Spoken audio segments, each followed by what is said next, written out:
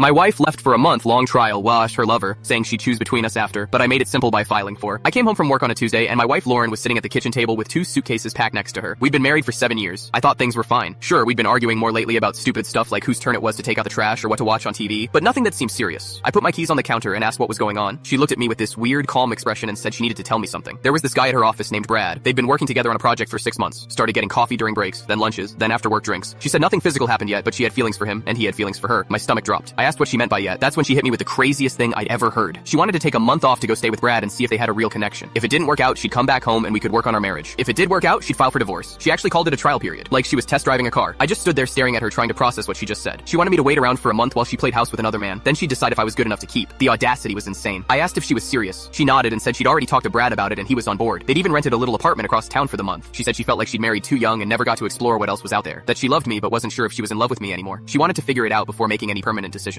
I asked what I was supposed to do for a whole month. Just sit at home wondering if my wife was coming back. She actually had the nerve to say I could use the time to work on myself. Maybe go to the gym more or pick up a hobby. She stood up and grabbed her suitcases. Said she'd be in touch and that she hoped I'd understand someday. Then she walked out the door. I sat in that empty kitchen for probably 2 hours not moving. My phone buzzed around 9 that night. It was a text from Lauren saying she made it to the apartment safely and that she'd call me in a few days. I didn't respond. The next morning I woke up angry. Not sad anymore, just pure rage. Who did she think she was giving me an ultimatum like this? Making me wait around like some backup plan while she tested out a new relationship. I called my buddy Derek, who's a lawyer, and told him everything. He was quiet for a minute, then said I should file for divorce immediately. Don't wait around for her to make up her mind. Show her there are consequences for treating someone like garbage. I made an appointment for that afternoon. Derek helped me fill out all the paperwork. Irreconcilable differences. We'd been married less than 10 years, so the asset split would be pretty straightforward. No kids, thank God. I signed everything and Derek said he'd have the papers served to her by Friday. I didn't tell Lauren what I was doing. Let her think I was sitting at home waiting like a loyal puppy. Thursday night, she finally called. Started asking how I was doing and if I'd thought about what she said. I kept my answer short. She said Brad was amazing and they'd been having such deep conversations about life and their future together. It felt like she was twisting the knife on purpose. I just said that's great and hung up. Friday afternoon, Lauren called me screaming. Said a process server showed up at the apartment and handed her divorce papers in front of Brad. She couldn't believe I'd actually file. She thought we were taking time to figure things out. I told her she made her choice when she packed those suitcases. I wasn't going to be her safety net. She started crying saying she didn't think I'd really go through with it, that she thought I'd wait for her. I asked why I would wait for someone who clearly didn't respect me or our marriage. She went quiet. Then Brad's voice in the background asked what was going on. That's when I heard it. The crack in Lauren's voice. She told Brad everything was fine and she'd call me back later, but she never did. 3 weeks went by and I got a text from her asking if we could talk in person. I said no. Whatever she needed to say could be said over text. She wrote this long message about how the trial period made her realize she'd made a huge mistake. That being with Brad showed her what she actually had with me. That the grass wasn't greener. That she wanted to come home and fix things. I replied with one word. No. She showed up at the house the next day, but I didn't answer the door. My lawyer said the divorce would be final in about 2 months. Lauren kept trying to reach out, but I blocked her number. I heard through mutual friends that she and Brad broke up after 5 weeks. Turns out living with someone isn't the same as having an office romance. She moved back in with her parents. Last month the divorce was finalized. Lauren tried one last time to stop it, but the judge denied her request. I'm doing fine now. Started going to the gym like she suggested. Picked up woodworking as a hobby. Moved into a smaller place that's actually cheaper. Sometimes I think about what would have happened if I'd waited around for her to choose me, but then I remember I chose myself first, and that was the right call.